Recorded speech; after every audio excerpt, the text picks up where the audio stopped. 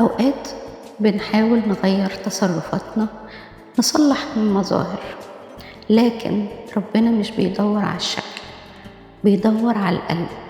القلب هو الأصل، لو اتنقى كل حاجة في حياتنا تتنقى معاه، ولو اتشوه حتى أجمل حاجة فينا بتفقد بريقها.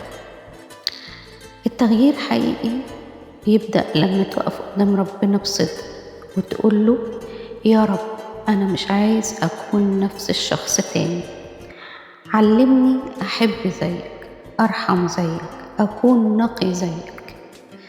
مش لازم نكون كاملين، لكن لازم نكون صادقين، لأن القلب الصادق هو اللي ربنا بيشكله بإيده وبيزرع فيه سلام وإيمان ومحبة جديدة كل يوم.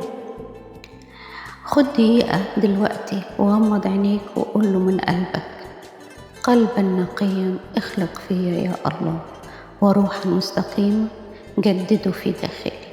آمين.